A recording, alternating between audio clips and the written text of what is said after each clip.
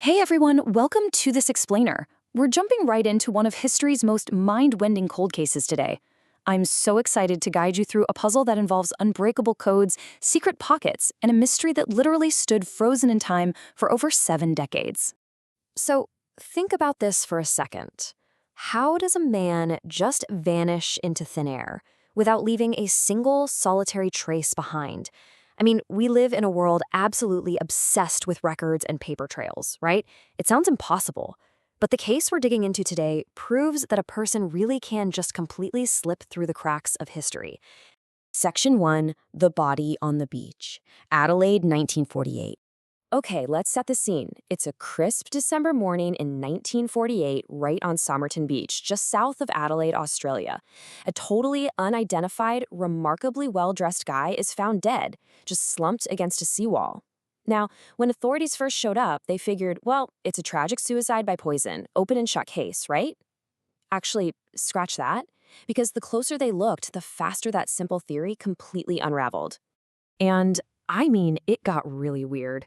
These impossible little details turned a local tragedy into an absolute nightmare of a puzzle. First off, there was zero identification found in his pockets. No wallet, no tickets, nothing. Second, there was absolutely no sign of physical trauma on his body. And third, and honestly, this is the part that gives me chills, every single clothing label had been meticulously cut out, snipped away.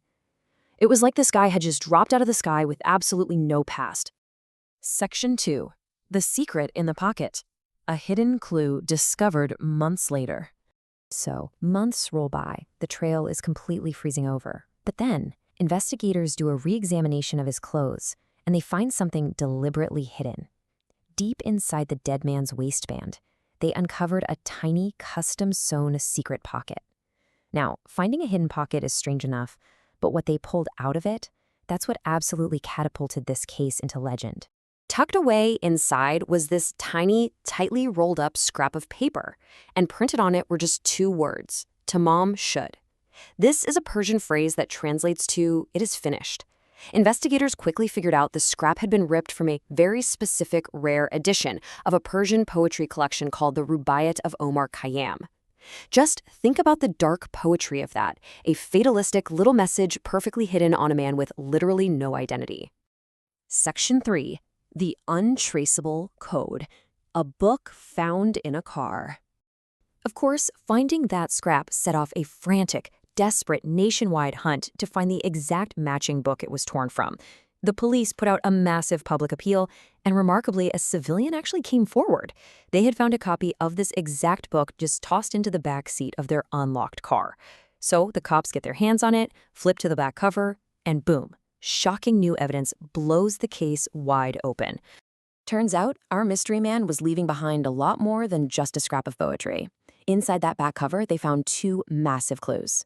First, a block of handwritten, encrypted letters, a code so incredibly complex that the best intelligence agencies in the world literally could not crack it.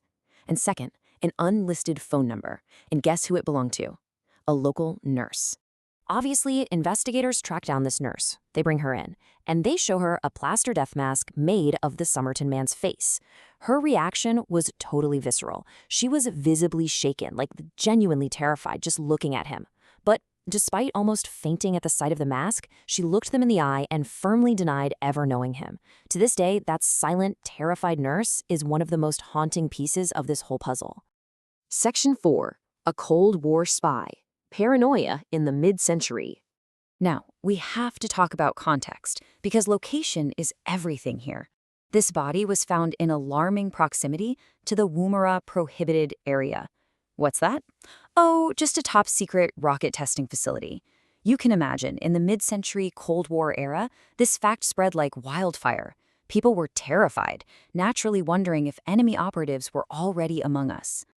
So we were left with 2 totally opposed theories. On one hand, maybe it's just a tragic local suicide.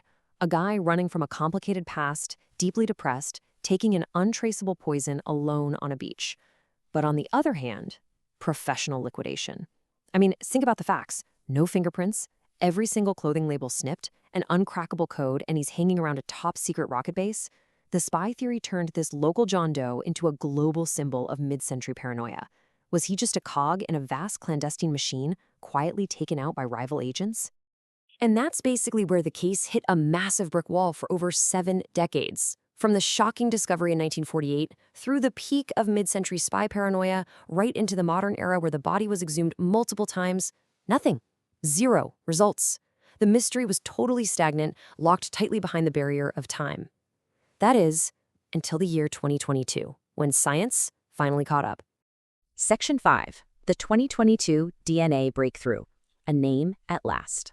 Thanks to the absolute magic of advanced genetic lineage tracing, researchers did the impossible. The ghost on the beach finally got his true name back. Carl Charles Webb. And who was he? An electrical engineer from Melbourne, Australia. After nearly 75 years of wild speculation, we actually finally knew who he was. But here is the incredibly frustrating catch. This monumental scientific triumph is also a bit of a tragic disappointment.